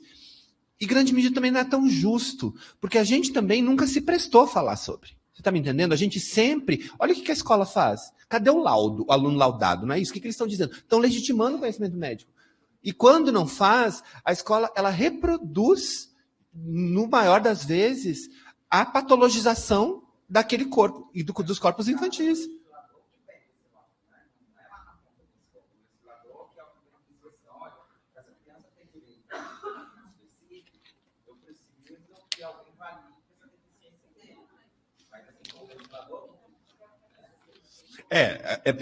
Não, eu concordo. Existe alguma coisa que está em cima. Agora, eu acho que as pessoas não são tão ingênuas. Você está me entendendo? Elas não só cumprem. Tem um cara, chama Chris Shore, é um teórico da política pública, principalmente, que ele fala assim, ó, uma coisa que está na lei não necessariamente é uma coisa que as pessoas vivem. Existem mediadores entre a letra da lei e a vida das pessoas, ou seja, as pessoas interpretam a lei. Você está me entendendo? Então, a gente também... E aí eu estou fazendo uma crítica, sim, ao ambiente escolar. A interpretação no ambiente escolar, que também não é o lugar do meu estudo, eu não estudo necessariamente o ambiente escolar, certo? Então eu estou aqui falando muito no sentido do que eu leio ou que me contam, né? Mas a interpretação do ambiente escolar é uma interpretação única. O aluno laudado é fato, né? A lógica do aluno laudado. Agora, então, essa é a minha explicação um pouco política, né? Desse poderio médico e dessas profissões, né? Que são mais legítimas. Não que eu concorde, tá? Não estou concordando com isso, não. Que são mais legítimas. E outra é uma explicação burocrática. É assim, quais são os profissionais hoje que eu conseguiria disponibilizar para fazer essa avaliação? Você está me entendendo? Porque tem uma questão do próprio executivo, que é quem que vai fazer esse negócio? Quem vai fazer? Ah, vai fazer no SUS? Quem que tem no SUS? Quem está no SUS hoje? Ah, tem médico, tem enfermeiro, tem psicólogo, tem assistente social. Psicólogo, mas não muito, né? Assim, mas tem esses profissionais. Ou vai fazer no SUAS? Quem que está no SUAS? Então, é assistente social, é não sei o quê, é não sei o quê. Não se cogita fazer na escola. Está me entendendo? Justamente por causa dessas reservas de mercado. Por isso que eu falei, né? Quando a gente começa a discutir a avaliação da deficiência, principalmente com categorias profissionais, geralmente tem essa demanda pela avaliação de determinadas categorias profissionais. Então, como se o social só pudesse ser feito, avaliação social só pelo assistente social, avaliação psicológica só pelo psicólogo, avaliação bio só pelo médico.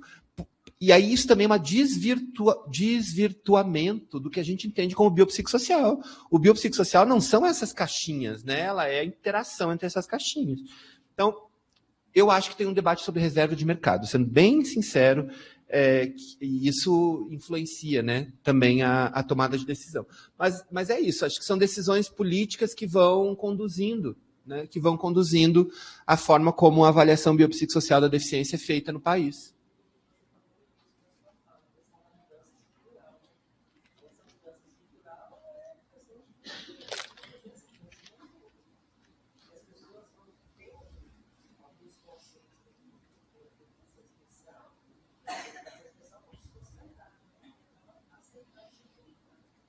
Não, total. Eu fui num evento há 2 semanas, lá no interior de Santa Catarina. Eu até mandei mensagem para a Sinara e para a Cândida, porque eu tive o desprazer, vou falar bem sincero, desprazer de escutar uma colega. Eu falei e depois... Eu fui falar sobre outra coisa, tá? Eu trabalho com pessoas com deficiência que vivem em acolhimento institucional. Então, aquelas pessoas que não têm casa, não têm família e tarará, né? Eu trabalho também com isso. Esse é um dos meus objetos de pesquisa. Então, eu fui falar sobre isso. Então, depois que eu acabei, não achei de bom tom sair do lugar, né? Tinha uma outra pessoa que ia falar, é de bom tom eu ficar, a pessoa estava me escutando de bom tom eu escutar ela também, né? Meio que reciprocidade. Aí era uma pedagoga, psicopedagoga, falando. E ela estava falando sobre métodos de ensino-aprendizado para crianças com deficiência. Gente, ela falou, desculpa, gente, eu vou falar. Mas ela falou algumas coisas que eu ficava, gente, de onde é que ela tirou? E o tempo inteiro legitimado, tipo assim, existe o conhecimento produzido. Eu falei, gente, não tem esse conhecimento produzido. Não se fala sobre isso. Principalmente senso comum, e mais do que isso, senso comum médico. Você entende? Era reprodução de discursos médicos dentro da prática pedagógica. Eu falei, gente, mas não é isso, assim. Eu não conheço, não domino o campo, não posso falar. Né? Não tive nem coragem de perguntar para a mulher lá. Mas era uma reprodução, era um discurso médico maquiado de um discurso pedagógico, sabe? E que era isso. E me deixou super preocupado. Eu falei para as meninas, gente, será que é isso? E ela foi meio que para capacitar, né, as pessoas. Eu falei, gente, será que é isso que está sendo difundido na escola? Né? Porque se é isso, eu não sei, certo? Não sei. Mas se é isso... a gente está indo para um caminho bastante equivocado, né? Inclusive dentro da perspectiva do que a gente considera como biopsicossocial e da avaliação para além do laudo médico, sabe?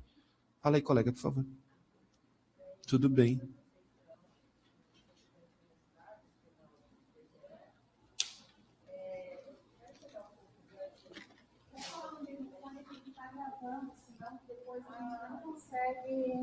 Pode ser? Aí depois a gente retoma para o professor sozinho, tempo. Então, meu nome é Conceição, sou estudante aqui do mestrado PPGE. E eu gostaria só de aproveitar um pouco o tema que o Otacílio trouxe, com relação à avaliação biopsicossocial, e o que a gente também experimenta um pouco nas escolas.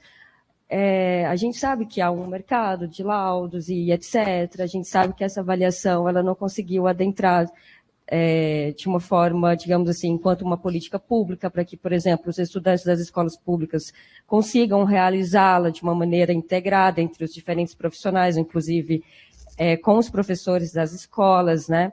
Então, essa avaliação, no dia a dia, ela não é uma avaliação que acontece ainda. Vou colocar o ainda, porque é o que a gente espera que isso possa vir a acontecer. Eu gostaria de ouvir, isso pode ser no final, é só porque eu não queria perder a oportunidade de falar, porque depois eu esqueço. Como que a gente pode pensar essa questão da avaliação associada, por exemplo, sei lá, como uma política integrada entre saúde e educação, para que os estudantes das escolas públicas pudessem, sei lá, ter acesso mais à frente, a ter uma avaliação um pouco mais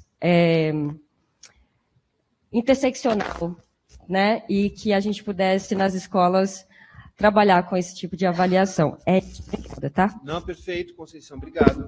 Acho que foi em tempo, né, a sua pergunta. Acho que é por aí mesmo, da gente pensar, né, essa aplicação no campo da educação, mas... Porque, olha só, eu não trouxe aqui, não sei por quê, mas a LBI, se a gente volta para a LBI, ela propõe também um que ela chama de Cadastro Nacional de Inclusão. Cadastro Nacional de Inclusão, certo? A gente fez várias iniciativas. Eu lembro, logo depois de 2015, eu fui no Conselho Nacional de Saúde falar sobre esse negócio do Cadastro Nacional de Inclusão. Hoje tem uma proposta aí, está sendo capitanizada, liderada pela Fiocruz. Tem algumas pessoas... mas tem, assim, do meu ponto de vista, totalmente desvirtuado do que era a proposta inicial. O que é a ideia do Cadastro Nacional de Inclusão? É que a gente consiga mapear onde estão as pessoas com deficiência no Brasil, certo? Olha que lindo seria. Então, imagine, se eu tivesse um desenho hoje, dizer assim, aqui em Brasília eu tenho 50 pessoas com deficiência, essas 50 pessoas com deficiência, 30 delas são pessoas com deficiência física, 10 com deficiência intelectual, e dessas 5 estão no Paranoá, 20 estão no Itapuã. Você entende? Eu consigo ter um desenho, e inclusive das demandas dessas pessoas. Então, essa seria a coisa. Como que eu vou como que eu vou dizer quem são pessoas com deficiência? Pela avaliação. Então, teria uma avaliação inicial. Então, qual que seria a ideia? Vou lá, eu sou Everton, eu me considero uma pessoa com deficiência. Vou lá, me cadastro e digo, olha, eu sou uma pessoa com deficiência. Mando minhas informações. Isso, eu estou falando tudo poliana, tá? Como se isso fosse isso vai para um grande sistema, e aí você vai ser avaliado desse jeito. Aí isso vai me dar um certificado de pessoa com deficiência. Essa é a proposta da avaliação. É te dar um certificado, tipo isso, você entende? Você é uma pessoa com deficiência leve, moderada ou grave, e a partir desse teu certificado de pessoa com deficiência, você tem direito a acesso à cota. Então, você é uma mulher que pode concorrer à cota. Você tem direito à redução do IPI. Você compra carro sem imposto. Ou menos imposto, né? Não é sem. Você tem direito à escola contraturno, não sei o quê. Você vai dizer tudo um pouco dentro desse recorte das políticas públicas. Então, tudo que você tem direito. E aí, essa avaliação, ela seria útil para todos. É por isso que a ideia da avaliação unificada. Então, ela seria utilizada na escola, no serviço de saúde, na universidade, no trabalho, no não sei o quê. Acontece, e seria... como é que chama? A gente seria reavaliado. Isso, né? Você vai ter que fazer essa avaliação em diferentes momentos. Então... porque aí também eu conseguiria acompanhar, né? Esse é o modelo ideal, gente. Essa é a ideia. A avaliação, a ideia que eu receba. Eu contei uma outra vez, eu contei sobre a casa de um menino que eu conheci em Portugal, que o cara é uma pessoa com deficiência e o cara não tinha...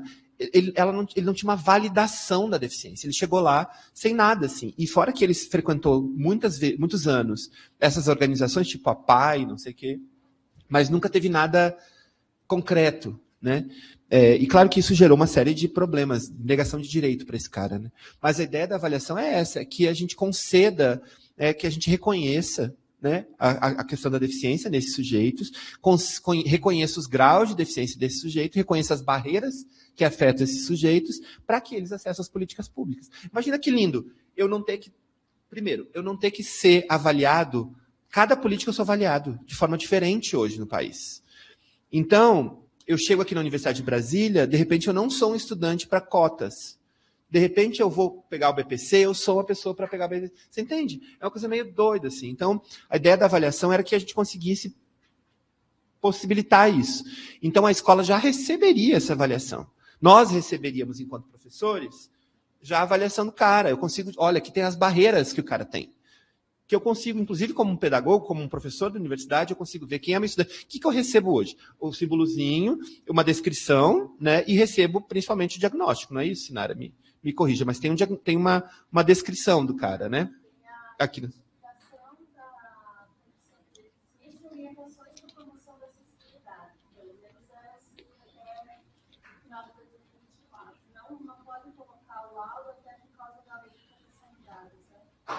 Mas então, imagine se a gente tivesse, desses sujeitos, as barreiras que mais influenciam o desempenho da atividade dele. E aí isso poderia me possibilitar, em sala de aula, ter essas ações, eu enquanto professor ou enquanto gestor. Eu sou diretor da Faculdade de Educação. Estou recebendo 5 pessoas com deficiência. Quais são as barreiras que eu vou ter que melhorar na Faculdade de Educação? Entende?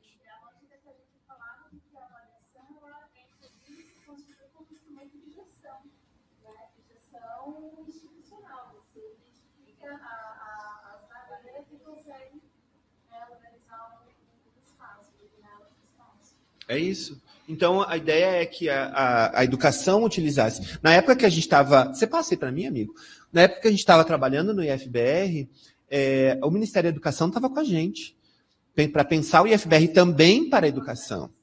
Né? Então, a gente teve... Né, quando a gente criou esse comitê, o Comitê Nacional de Inclusão da Pessoa com Deficiência e Avaliação Unificada da Deficiência, o Ministério da Educação fazia parte, tanto aquela parte do ensino superior quanto da educação básica. E a diversidade, tinha uma coisa que era diversidade, que era a Martinha, que era... que estava. Então, eles participaram da validação com a gente. Então, eles olharam o índice, por exemplo, que agora a gente validou que é o M, eles olharam o índice, isso é importante para a educação, isso é importante, isso é importante, isso é importante. Ou seja, a ideia é que contemplasse da educação à saúde, né, do transporte à cultura, né, que era essa diversidade de coisas. Então, claro, os profissionais estão aqui, melhor, a preocupação com a educação está aqui. E a gente reconhece, e eu estou falando a gente, né, quando a gente começou a trabalhar com esse índice, que não eram só os profissionais da saúde que poderiam fazer isso, certo?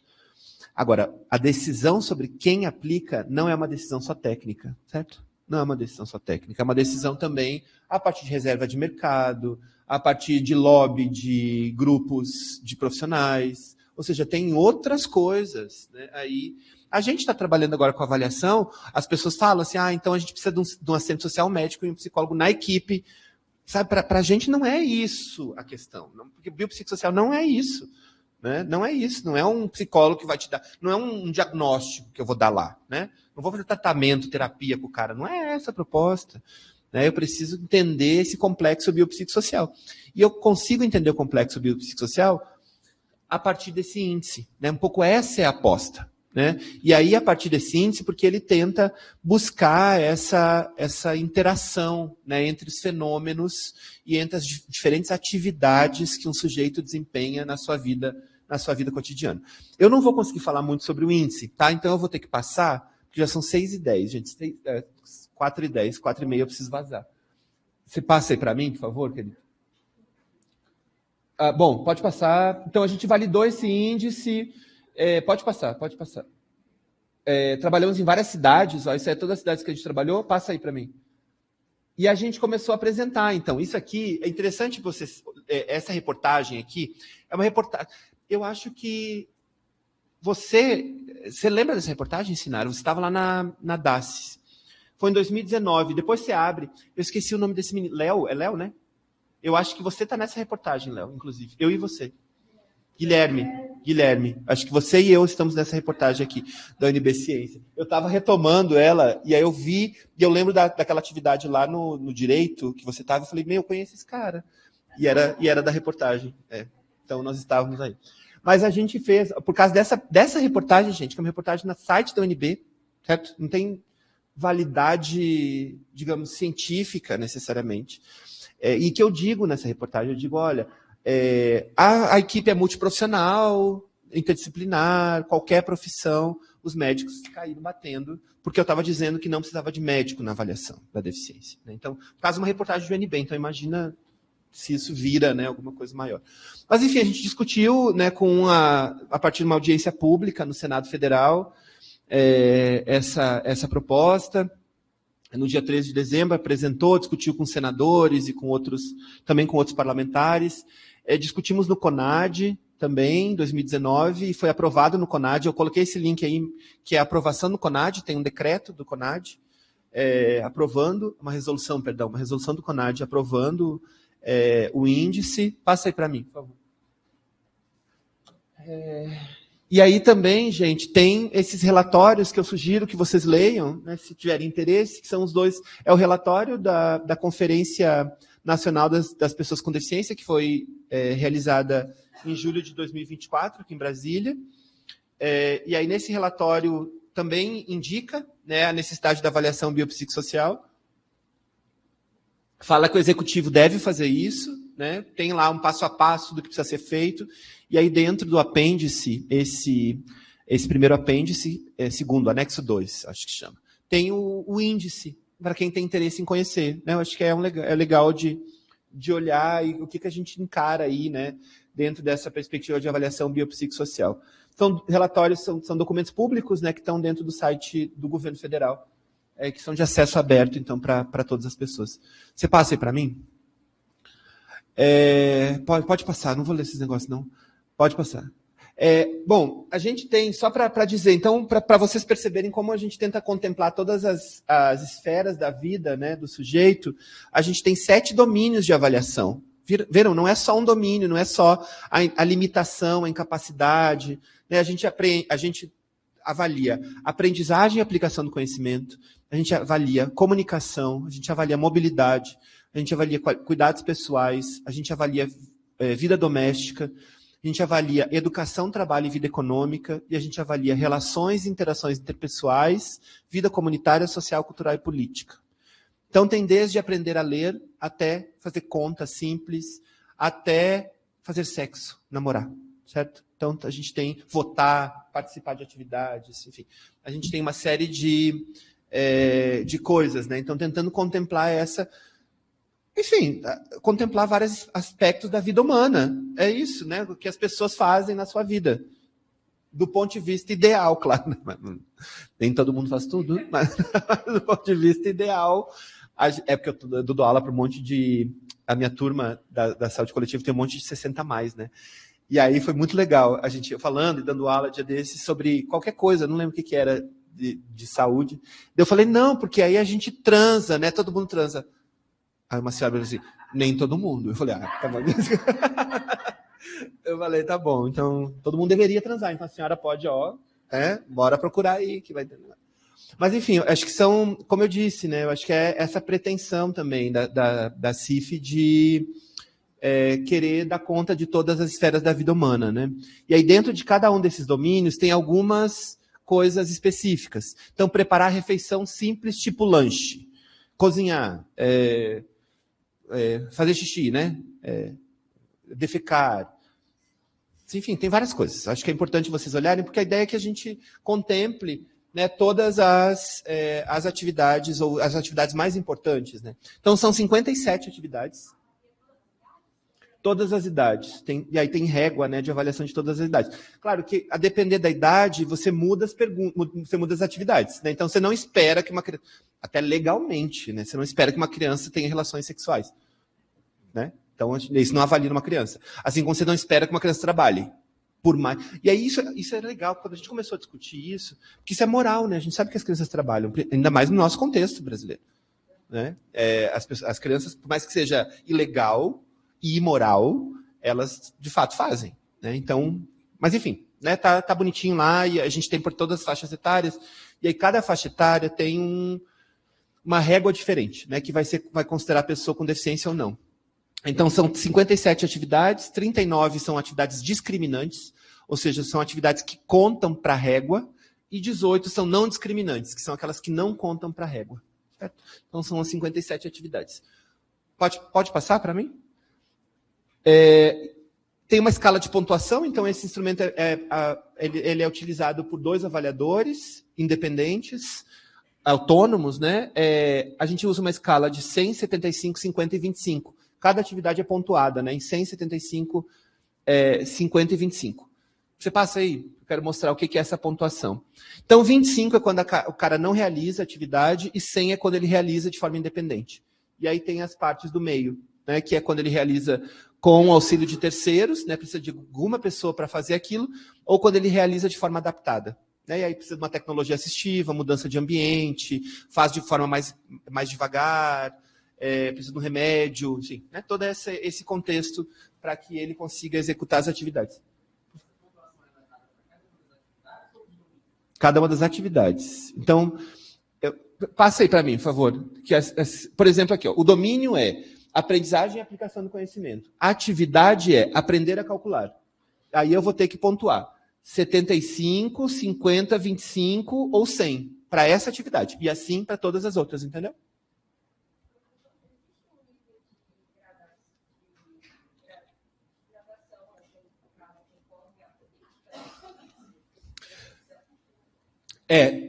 O que o índice diz? O índice diz assim, você é ou não uma pessoa com deficiência, e se você é uma pessoa com deficiência, você é leve, moderado ou grave.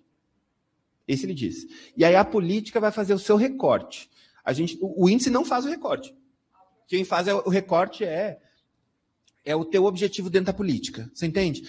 A gente teve agora, eu tive recentemente numa atividade do CONASES lá em Aracaju, e os colegas estavam dizendo assim, de repente, para fins de acesso ao ensino superior por meio de cotas, o corte não deveria ser só ou não pessoa com deficiência, deveria ser, você é uma pessoa com deficiência moderada a grave e não leve, certo? Mas isso não está regulamentado, tá?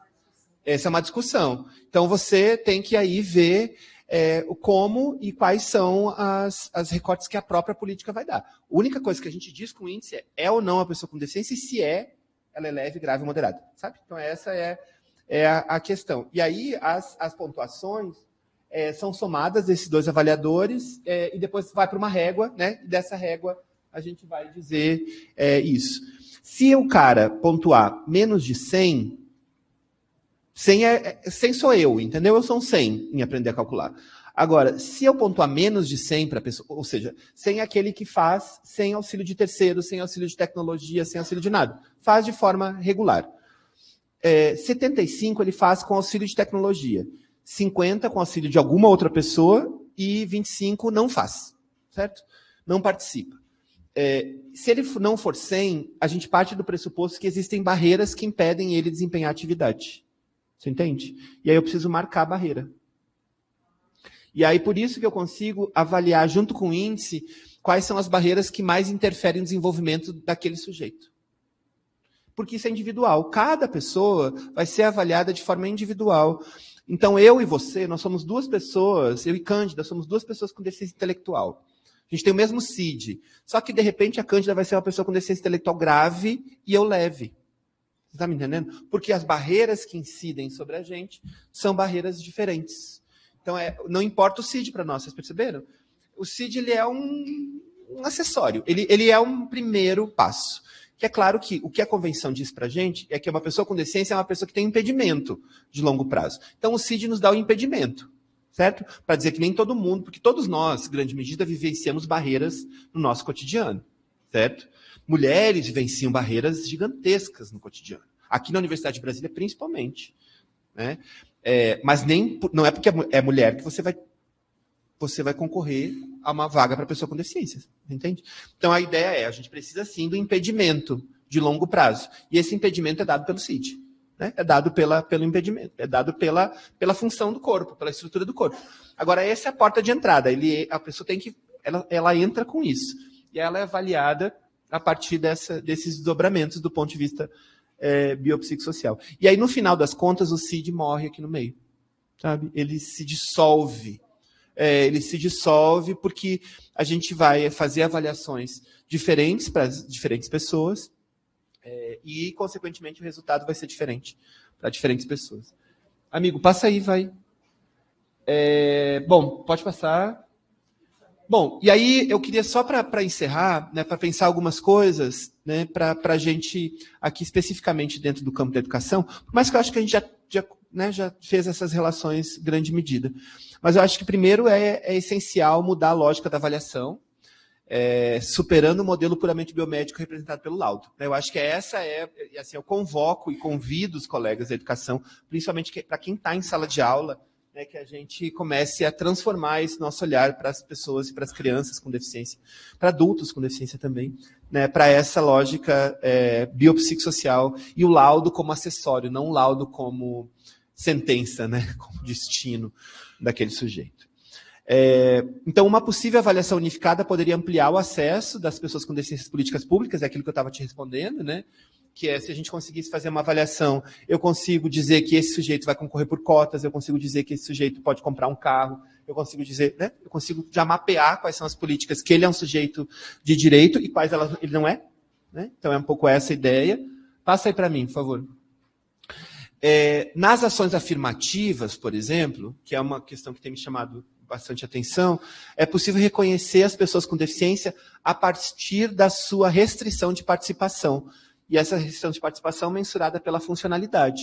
Então, a gente consegue, com o índice, dizer, por exemplo, nas ações afirmativas, se a pessoa com deficiência, a gente vai ser só polar, né, sim ou não, é uma pessoa com deficiência ou não. Se ela é uma pessoa com deficiência, para fins de cotas, ela deve ser uma pessoa com deficiência moderada, ou ela deve ser uma pessoa grave, certo? Porque a gente precisa criar aí o que eu tenho chamado de fator de equidade, certo? Então, dentro das pessoas, entre o grupo de pessoas com deficiência, você tem diferentes restrições de participação. E aí, a gente não pode comparar A com B, certo? A gente tem que reconhecer que existe uma diversidade dentro desse grupo. Então, dentro desse grupo, a gente precisa, sim, em algum momento, começar a falar quem são esses sujeitos que têm direito a acesso a essa ou aquela política de ação afirmativa. Eu fiz uma revisão, eu preciso escrever mais um pouco sobre o que a gente hoje avalia, por exemplo, nas cotas de ação afirmativa para a pessoa com deficiência das universidades. E quem são os sujeitos que estão entrando hoje e estão ocupando nossas cadeiras?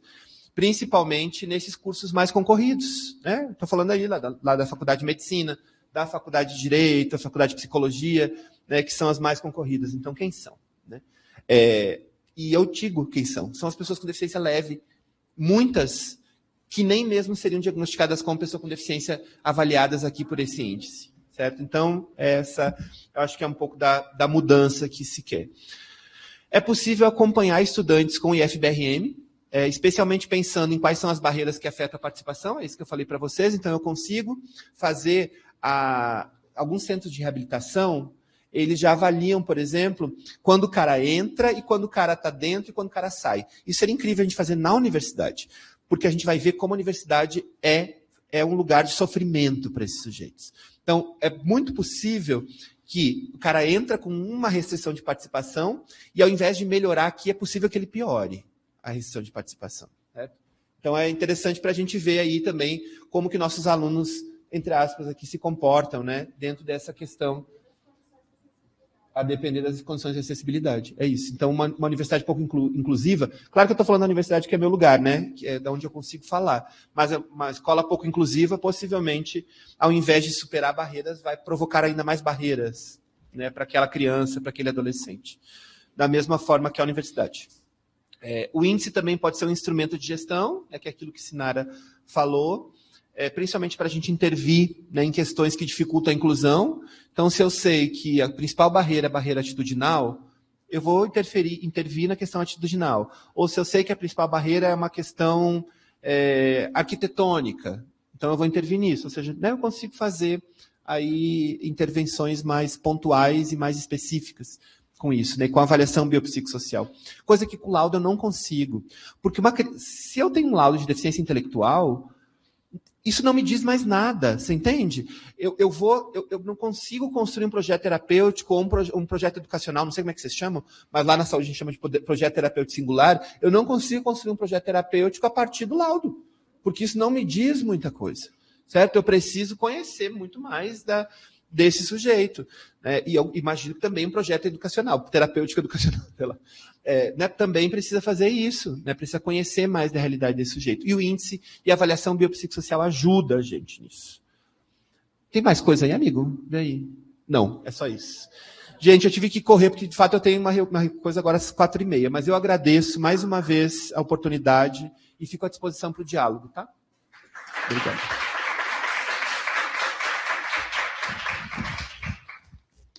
Professor Everton, gostaria de agradecer imensamente pela exposição e reservamos uma singela lembrança para o senhor. Eu quero. Gente, vocês querem perguntar alguma coisa? Eu tenho uns minutinhos. Eu fico à disposição aí. Querem? Enquanto eu recebo presente. É vinho? É vinho? É porque eu ganhei ontem um vinho de uma aluna.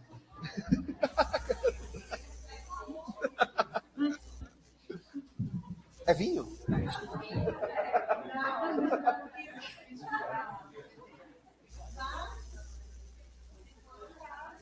Obrigado, gente. Obrigado. Vocês são muito gentis e muito carinhosos. Adoro. Gente, eu estou à disposição. Eu tenho 5 minutos. Se vocês quiserem bater papo.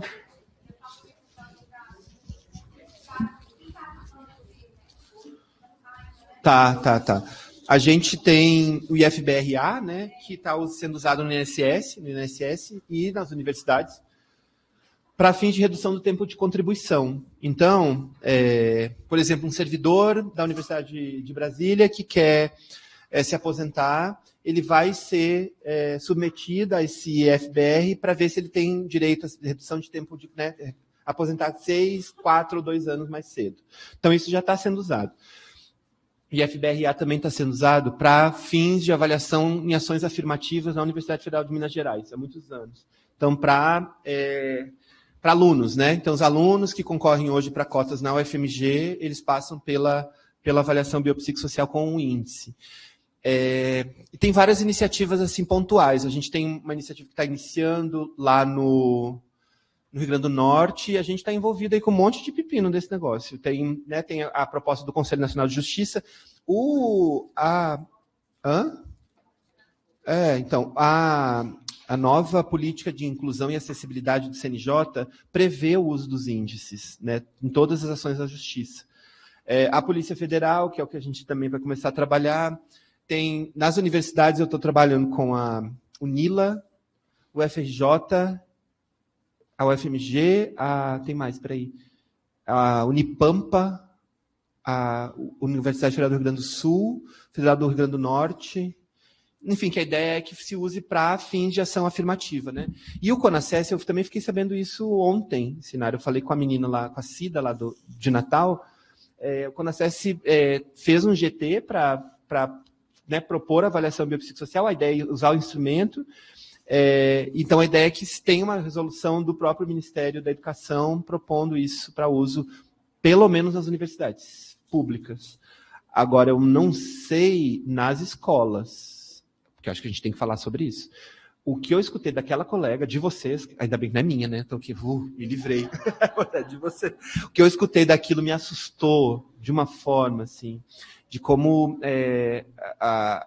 a gente reproduz uma perspectiva biomédica dentro da educação. Claro, eu não estou generalizando, tá? Não estou assim, falando de uma colega, de uma pessoa, enfim. Né? Mas eu imagino que não seja a única. Eu imagino que ela não seja a única, sabe? Então precisamos falar sobre isso. Eu acho que isso precisa estar na pauta da educação urgentemente, assim, né? Tanto na formação dos profissionais da educação, na perspectiva da educação inclusiva, quanto no cotidiano do dia a dia da escola, né? Desse serviço. Imagina, nossas crianças estão tudo lá, né? É isso, assim. Então, como que elas estão encaradas? Enfim, acho que eu me assusto, de verdade, me assusto super. Não é vinho, gente, mas eu acho que é uma coisa legal. É um copo para tomar o vinho. Obrigado, gente, obrigado. Obrigado, meninas.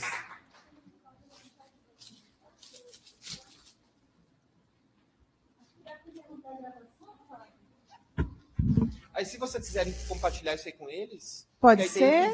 A gente tem e-mails aqui no registro. Obrigada, professor Everton, mais uma vez pela sua participação. A gente sabe a dificuldade e um espacinho na agenda do Everton.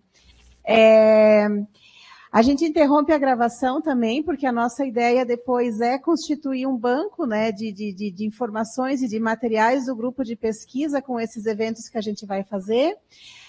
A sugestão seria um lanchinho e depois a gente conversa mais um pouco para quem puder ficar. O que vocês acham?